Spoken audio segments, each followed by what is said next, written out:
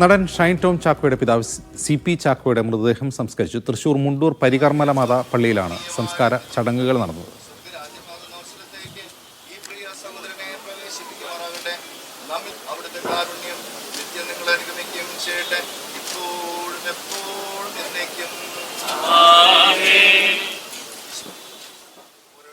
നടരാജ് പരശുറാം വിവരങ്ങളുമായി ചേരുന്നു. നടരാജ്, ആരൊക്കെ എത്തി സംസ്കാര ചടങ്ങിൽ പങ്കെടുക്കാൻ? ഷൈൻ ടോം ചാക്കോയ്ക്കും കുടുംബത്തിനും ആശ്വാസം നൽകാനായി നിരവധി ബന്ധുക്കളും സുഹൃത്തുക്കളും ഒക്കെ തന്നെ വീട്ടിലെത്തി. പള്ളിയിൽ നടന്ന അന്തിമോപചാരം അർപ്പിക്കുന്ന ചടങ്ങിലും നിരവധി പേരെത്തി. ചലച്ചിത്ര രംഗത്ത് നിന്നും സംവിധായകൻ കമൽ, നടൻ ടൊവിനോ തോമസ്, നടൻ സൗബിൻ ഷാഹിർ, നിർമ്മാതാവായ സാന്ദ്ര തോമസ്, ഒമർ ലുലു, TG രവി, ടിനി ടോം, അൻസിബ തുടങ്ങിയവരും അമ്മ സംഘടനയ്ക്ക് വേണ്ടി അൻസിബ ഉൾപ്പെടെയുള്ളവരും പള്ളിയിലെത്തി.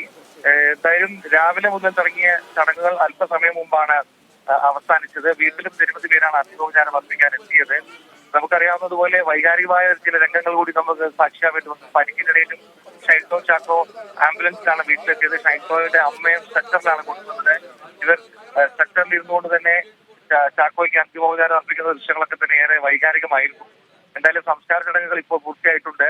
ഇരുവരും വൈകിട്ടോടുകൂടി ഷൈൻ ടോം ചാക്കോയും അമ്മയും തൃശ്ശൂരിന്റെ സ്വകാര്യ ആശുപത്രിയിലേക്ക് തിരിച്ചു പോകും. ഷൈൻ ടോമിന് വലതിലേക്ക് പരിക്കുണ്ട്. കൈക്കുള്ള ശസ്ത്രക്രിയ ഉടൻ തന്നെ നടത്തുമെന്നാണ് ആശുപത്രി അധികൃതർ അറിയിച്ചത്.